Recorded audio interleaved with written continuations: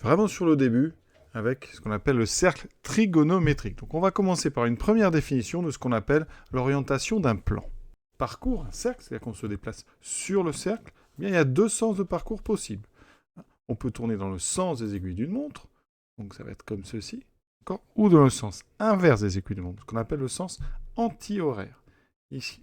Eh bien, de ces deux sens, on va dire que le sens principal, ça va être le sens inverse des aiguilles d'une montre. Ce sens-là, on va l'appeler le sens positif ou le sens trigonométrique. D'accord ? Donc ça, c'est le sens positif. En général, on met ceci, une flèche qui tourne dans le sens contraire des aiguilles d'une montre, et à côté, on met un plus. Donc si on tourne dans l'autre sens, dans le sens donc, horaire, on mettra un moins. Le sens positif, donc le sens contraire des aiguilles d'une montre, le sens trigonométrique, s'appelle donc aussi le sens direct. Et donc l'autre sens s'appellera le sens indirect. Quand on oriente un plan, c'est qu'on choisit d'orienter tous les cercles de ce plan avec le même sens de parcours. Ça veut dire qu'ici, vous voyez, j'ai tracé plusieurs cercles dans mon plan. Et bien ici, chaque cercle, eh bien on va considérer qu'on tourne positivement dans le sens inverse des aiguilles d'une montre. Et donc le déplacement sur chacun des cercles va être orienté de la même façon. Je déplace sur le cercle de cette façon. Par exemple, si je me place sur ce point-là, eh bien tourner de 80 degrés, c'est-à-dire un quart de cercle, en tournant dans le sens contraire des aiguilles d'une montre. On arrivera ici. On peut partir d'un autre point du cercle, par exemple n'importe quel cercle, et tourner donc de 90 degrés dans le sens direct sur ce cercle. Ça voudra dire ici que vous allez vous rendre. Alors, évidemment, pour ça, il faut avoir le centre. Il faut donc ici tourner comme ceci par rapport au centre, donc d'un quart de cercle. Quand on a fixé le même sens de parcours sur chaque cercle, on dit qu'on a orienté le plan, et ici, dans le sens direct. Et par définition, quand on dit qu'un plan est orienté, c'est sous-entendu que c'est le sens direct qui a été choisi. Et si on doit choisir un autre sens, ça sera vraiment précisé de façon très explicite parce que c'est assez rare. Maintenant, une autre chose dont il faut parler, c'est ce qu'on appelle les repères directs et les repères indirects du plan. Alors, il faut savoir que dans la pratique, en maths, on va toujours travailler dans des repères directs du plan. Parfois, on peut avoir besoin en physique de travailler dans des repères indirects. Alors, quelle est la différence ? Ici, un repère direct, c'est un repère dans lequel, eh bien, vous avez donc un cercle ici, le cercle ici de rayon de centre haut de rayon 1, qu'on verra juste après, c'est ce qu'on appelle le cercle trigonométrique. Et bien sûr, ce cercle, pour aller de I à J, avec le parcours minimal, c'est-à-dire ici un quart de cercle, parce que vous pouvez tourner aussi dans l'autre sens, et dans ce cas, vous aurez 3 quarts de cercle. Et bien si, pour aller de I à J, le parcours le plus court se fait dans le sens positif, comme ici, vous voyez, eh bien on dit qu'on a un repère direct. Si vous avez un repère un petit peu différent, vous voyez ici, l'axe abscisse, donc c'est OI, l'axe des ordonnées, c'est OJ, mais OJ est gradué vers le bas, d'accord ?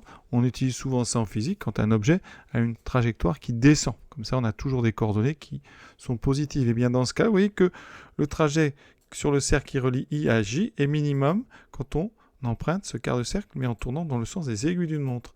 Ça veut dire qu'ici, eh bien, pour aller de I à J, avec un trajet minimum sur le cercle, il faut emprunter le sens indirect. Donc ce type de repère s'appelle des repères indirects. Nous travaillerons toujours dans un repère donc direct, c'est-à-dire que le centre, évidemment, c'est l'intersection des deux axes, l'origine plutôt du repère, et ensuite, eh bien, vous avez le point I qui va permettre de graduer l'unité sur l'axe des abscisses, et le point J sera ici, donc en haut du cercle, toujours, d'accord ? Et ça, on dit que c'est un repère direct.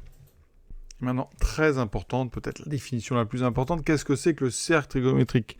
Parce que c'est un objet sur lequel on va vraiment passer beaucoup de temps. Eh bien, on se place dans le plan orienté, donc sous-entendu dans le sens direct. Donc mon repère ici, je vais vous placer les points. On a donc l'origine, ici, I pour graduer l'axe des abscisses, J sera donc en haut du cercle. Et eh bien, le cercle trigonométrique, c'est ce cercle que j'ai dessiné ici, que j'ai représenté, centre O, et de rayon 1. Donc il va passer par I et par J, d'accord ? Et on considère qu'il est orienté donc dans le sens positif, tout comme notre repère. Voilà. Maintenant, une propriété très importante. N'importe quel point du cercle de coordonnées XY, donc je prends un point M, de coordonnées XY, je le prends sur le cercle, donc il appartient à C. D'accord ? C, c'est donc le nom de mon cercle ici. Et bien dans ce cas-là, bien, si vous faites x carré plus y carré, ça fera forcément. Et réciproquement, si un point M du plan est tel que justement x2 plus y2 égale 1, alors ce point M appartient au cercle, c'est-à-dire la réciproque de la première propriété. Et si on met les deux en même temps, on obtient ce qu'on appelle l'équation, une équation du cercle, c'est-à-dire que le cercle C, c'est l'ensemble des points du plan qui vérifie x2 plus y2 égale à 1. D'accord ? Ceci s'appelle une équation cartésienne. Ça va nous servir à trouver l'abscisse quand on connaît l'ordonnée.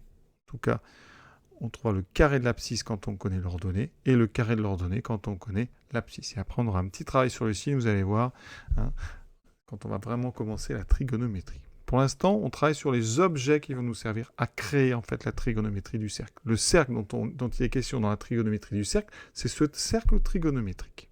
Et maintenant, petit zoom sur ce qu'on appelle le cadran supérieur droit. Vous voyez, le quart de cercle qui est en haut à droite. Eh bien, sur ce quart de cercle ici, il y a 5 points qu'il faut vraiment connaître parce qu'on va s'en servir beaucoup. Ça sera les valeurs des cosinus et des sinus à connaître. Donc le premier, évidemment, c'est celui qui est ici. C'est donc le point I. Le point I, il a pour coordonnée 1, 0. D'accord ? Abscisse 1, ordonnée 0.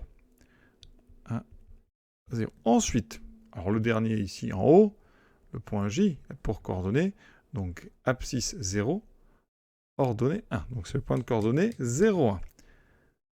Donc c'est assez facile. Après, vous avez un premier, ici, qui est situé à la moitié. C'est-à-dire qu'il a une ordonnée égale à 1 demi. Et vous en avez un autre ici qui a une ordonnée, qui a une abscisse égale à 1 demi. Alors ces deux points, eh bien ça va nous donner vraiment deux points importants. Alors je vais commencer par celui qui a une abscisse égale à 1 demi, en allant chercher le point qui correspond. Oui, vous allez vers le haut. Vous allez arriver ici sur un point très important, donc qui a pour abscisse 1 demi.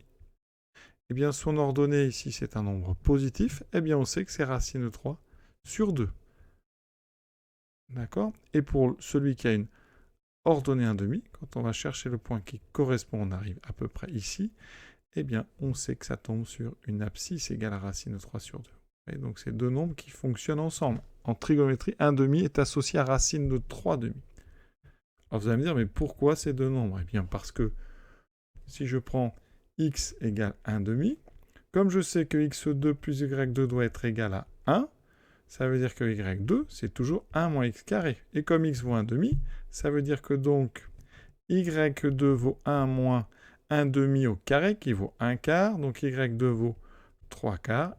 Et comme on sait que y est positif, parce qu'on est sur le cadran supérieur, eh bien ça veut dire que on prend la racine carrée de 3 quarts, qui est racine de 3 sur 2. Donc voilà pourquoi 1 demi et racine de 3 demi sont intimement liés dans cette trigonométrie du cercle, et réciproquement, et plutôt similairement, si on prend y égale à 1 demi, eh bien ici, on trouvera un x égale à racine de 3 sur 2. Toujours parce qu'on est sur les valeurs de x et de y positives. Donc on a ici des coordonnées à retenir. 1 demi de racine de 3 sur 2, racine de 3 sur 2, 1 demi. Il en existe un dernier, ici, c'est celui pour lequel on a abscisses ordonnées qui sont égales. Donc celui-ci, il va se trouver sur ce qu'on appelle la première bisectrice. En quelque sorte, la diagonale ici, d'accord ?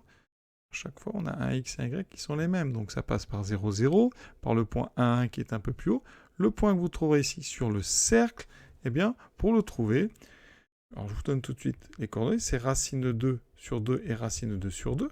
D'accord ? On est vraiment sur la droite d'équation y égale x. Eh bien, pour le trouver, on pose x égale y. Donc, comme on veut x2 plus y2 égale à 1, eh bien, ça se traduit. x2 est égal à y. Donc, je peux remplacer y2 par x2. Ça fait x2 plus x2 qui doit faire 1. Donc, 2x2 égale à 1. D'accord ? Ça veut dire que x2 est égal à 1 demi. Alors, pour simplifier le travail, eh bien, 1 demi, pour une fois, on va le mettre sous la forme 2 sur 4. Comme ça, comme je sais que x est positif, en prenant la racine carrée, j'aurai x qui est donc racine carrée de 2 sur racine de 4, c'est-à-dire racine de 2 sur 2. Alors, il a une autre forme qui est 1 sur racine de 2. Mais sa forme connue et utile, c'est racine de 2 sur 2. Donc, voici les coordonnées de 5 points qu'il faut connaître absolument par cœur sur ce cadran supérieur droit. En changeant les signes, vous aurez comme ça d'autres points sur le cercle qui sont à gauche ou en bas. Une chose qui peut être intéressante, c'est que eh bien, si on regarde les coordonnées, il y a une petite relation qui peut être intéressante.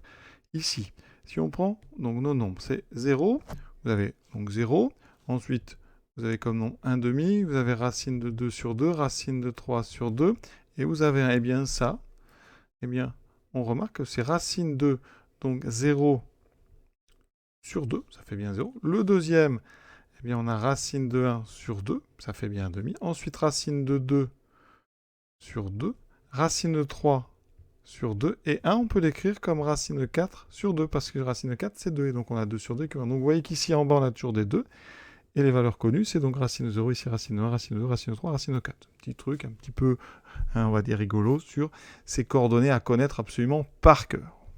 Donc là, on vient d'étudier le cadran supérieur droit. Il faut savoir que dans ce cadran, on vient de le voir, x est positif et y est positif. D'accord? Par exemple, le point qui est sur la diagonale, on va le trouver là, c'est donc racine de 2 sur 2 et racine de 2 sur 2, les coordonnées. D'accord? Eh bien, si vous prenez un point qui est en bas à droite, on aura un x positif, parce qu'on est à droite, et un y négatif. Donc le point qui va se trouver sur la diagonale, que je vais tracer ici, ce point qui est là, il aura donc une abscisse positive, donc ça sera racine de 2 sur 2, mais une ordonnée négative, donc moins racine de 2 sur 2. Et ça aura vraiment son importance, parce que Cx et Cy, vous allez voir très vite, eh bien, ça sera des cosinus et des sinus. Donc si on se met en bas à gauche, x est négatif, et y aussi négatif. Donc le point qui est, par exemple, situé ici, sur la diagonale, qu'on appelle la première bisectrice du plan, c'est la même que tout à l'heure, mais son prolongement vers le bas, eh bien ici, on aura moins racine de 2 sur 2, et moins racine de 2 sur 2. Les deux coordonnées seront négatives. Le dernier cadran, le cadran supérieur gauche, on a donc un x négatif, un y positif. Donc le point qui est sur cette droite ici qu'on appelle la deuxième bisectrice du plan, eh bien ces coordonnées, le x va être négatif, moins racine de 2 sur 2, et le y sera positif. Donc vous voyez qu'avec les connaissances qu'on a sur le cadran supérieur droit, on va avoir au signe près plein de choses sur d'autres points qui sont dans les autres cadrans. Et on finira par des calculs de longueur d'arc. Le périmètre d'un cercle, vous savez que c'est 2 pierres. Comme ici, notre cercle trigonométrique a un rayon, ça fait 2π. Donc si vous faites le tour entier à partir de n'importe quel point, vous aurez parcouru une longueur de 2π. D'ailleurs que ça soit dans un sens ou dans l'autre.